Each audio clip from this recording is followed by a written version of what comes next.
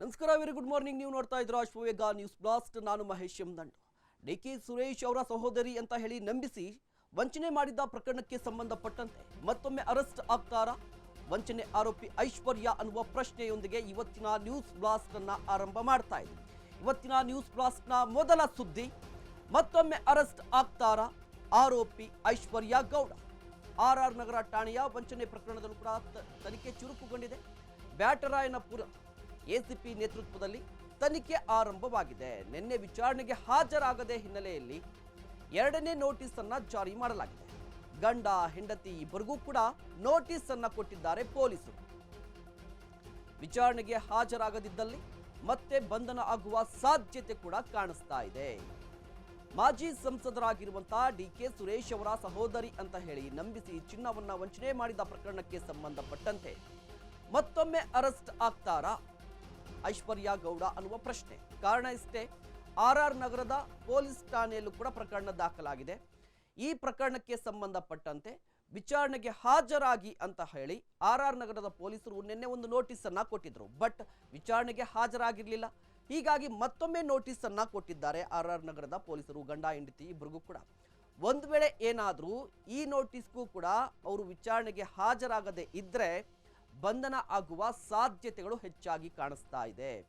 ಈಗಾಗಲೇ ಬ್ಯಾಟರಾಯನಪುರ ಪೊಲೀಸ್ ಠಾಣೆಯಲ್ಲಿ ಪ್ರಕರಣ ದಾಖಲಾಗಿತ್ತು. ಈ ಹಿಂದೆ ಕೂಡ ಚಂದ್ರಾಲೇಔಟ್ ಪೊಲೀಸ್ ಠಾಣೆಯಲ್ಲಿ ಕೂಡ ಪ್ರಕರಣ ದಾಖಲಾಗಿತ್ತು.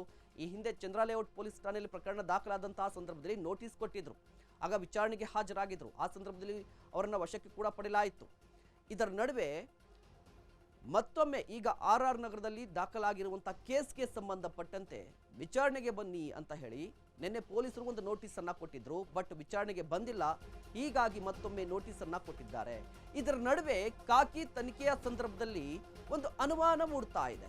ಅದೇನಪ್ಪಾ ಅಂತ ಹೇಳಿದ್ರೆ, ಪೊಲೀಸ್ ಅಧಿಕಾರಿಗಳ ಟ್ರಾನ್ಸ್ಫರ್ ದಂಧೆಯಲ್ಲೂ ಕೂಡ ಈಕೆ ಭಾಗಿಯಾಗಿದ್ರಾ ಅನ್ನುವ ಅನುಮಾನ, ಒಂದು ಪ್ರಶ್ನೆ ಕಾಡ್ತಾ ಇರುವಂಥದ್ದು. ಟ್ರಾನ್ಸ್ಫರ್ ದಂಧೆಯಲ್ಲೂ ಕೂಡ ಭಾಗಿಯಾಗಿದ್ರಾ ಐಶ್ವರ್ಯ ಅಂತ ಹೇಳಿ ಎಸಿಪಿ ಲೆವೆಲ್ ಅಧಿಕಾರಿಗಳನ್ನೇ ಟ್ರಾನ್ಸ್ಫರ್ ಮಾಡುವಂಥ ಲೆವೆಲ್ಗೆ ಇವರು ಬೆಳೆದಿದ್ರಂತೆ. ದೊಡ್ಡವರನ್ನೇ ಟ್ರಾನ್ಸ್ಫರ್ ಮಾಡುವ ಲೆವೆಲ್ಗೆ ಇವರು ಐಶ್ವರ್ಯ ಅವರು ಇದ್ರು ಅನ್ನುವ ಅನುಮಾನ. ಇಲಾಖೆಯ ಹಲವು ಅಧಿಕಾರಿಗಳ ಜೊತೆ ಕಾಂಟ್ಯಾಕ್ಟ್ ಮಾಹಿತಿ ಇತ್ತು. ಅಧಿಕಾರಿಗಳಿಂದಲೇ ಅಧಿಕಾರಿಗಳಿಗಾಗಿಯೇ ಆಗಾಗ ಒಂದು ಪಾರ್ಟಿ ಕೂಡ ಅರೇಂಜ್ ಮಾಡ್ತಾ ಇದ್ರಂತೆ. ಬೆಂಗಳೂರು ಹೊರವಲಯದಲ್ಲಿ ಪಾರ್ಟಿ ಅರೇಂಜ್ ಕೂಡ ಮಾಡ್ತಾ ಇದ್ರು. ಒಂದು ಕಡೆ ಚಿನ್ನವನ್ನ ಖರೀದಿ ಮಾಡಿ ವಂಚನೆ ಮಾಡಿದಂಥ ಆರೋಪ. ಈ ಪ್ರಕರಣಕ್ಕೆ ಸಂಬಂಧಪಟ್ಟಂತೆ ತನಿಖೆ ನಡೀತಾ ಇದೆ. ಇದರ ನಡುವೆ ಪೊಲೀಸ್ ಅಧಿಕಾರಿಗಳ ಟ್ರಾನ್ಸ್ಫರ್ ದಂಧೆಯಲ್ಲೂ ಕೂಡ ಐಶ್ವರ್ಯ ಗೌಡ ಭಾಗಿಯಾಗಿದ್ದಾರಾ ಅನ್ನುವ ಪ್ರಶ್ನೆ. ಯಾಕೆ ಅಂತ ಹೇಳಿದ್ರೆ, ಈ ಐಶ್ವರ್ಯ ಗೌಡ ಇದ್ರಲ್ವಾ, ಇವರು ಪೊಲೀಸ್ ಅಧಿಕಾರಿಗಳ ಹಿರಿಯ ಅಧಿಕಾರಿಗಳ ಜೊತೆ ತುಂಬಾ ಕಾಂಟ್ಯಾಕ್ಟ್ ಬೆಳೆಸ್ಕೊಂಡಿದ್ರಂತೆ. ಜೊತೆಗೆ ಪೊಲೀಸ್ ಅಧಿಕಾರಿಗಳಿಗಂತೇನೆ ಬೆಂಗಳೂರು ಹೊರವಲಯದಲ್ಲೂ ಕೂಡ ಒಂದಿಷ್ಟು ಪಾರ್ಟಿಗಳನ್ನು ಕೂಡ ಆಯೋಜನೆ ಮಾಡ್ತಾ ಇದ್ರಂತೆ. ಅಂದರೆ ಈ ಪಾರ್ಟಿಗಳ ಆಯೋಜನೆ ಯಾಕೆ, ಹಿರಿಯ ಅಧಿಕಾರಿಗಳ ಕಾಂಟ್ಯಾಕ್ಟ್ ಯಾಕೆ ಅಂತ ಹೇಳಿದ್ರೆ, ಒಂದು ಎಸಿಪಿ ಲೆವೆಲ್ ಅಧಿಕಾರಿಗಳನ್ನ ಟ್ರಾನ್ಸ್ಫರ್ ಮಾಡುವಂತಹ ಉದ್ದೇಶದಿಂದ ಅವರ ಕಾಂಟ್ಯಾಕ್ಟ್ ಅನ್ನ ಬೆಳೆಸ್ಕೋತಾ ಇದ್ರು ಅನ್ನುವ ಅನುಮಾನ. ಜೊತೆಗೆ ಒಂದಿಷ್ಟು ಟ್ರಾನ್ಸ್ಫರ್ ದಂಧೆಯಲ್ಲೂ ಕೂಡ ಭಾಗಿಯಾಗಿದ್ದಾರೆ ಅನ್ನುವ ಅನುಮಾನ ಕೂಡ ಕಾಡ್ತಾ ಇರುವಂಥದ್ದು. ಈ ಬಗ್ಗೆ ಕೂಡ ತನಿಖೆ ನಡೀತಾ ಇದೆ. ಒಂದು ಕಡೆ ವಂಚನೆ ಪ್ರಕರಣಕ್ಕೆ ಸಂಬಂಧಪಟ್ಟಂತೆ ತನಿಖೆ ನಡೀತಾ ಇದೆ. ಈಗಾಗಲೇ ನೋಟಿಸ್ ಅನ್ನ ಜಾರಿ ಮಾಡಿದ್ದಾರೆ. ಮತ್ತೊಂದು ಕಡೆ ಈ ಟ್ರಾನ್ಸ್ಫರ್ ದಂಧೆಯಲ್ಲೂ ಕೂಡ ಭಾಗಿಯಾಗಿದ್ದಾರೆ ಅನ್ನುವ ಗುಮಾನಿ ಇದೆ.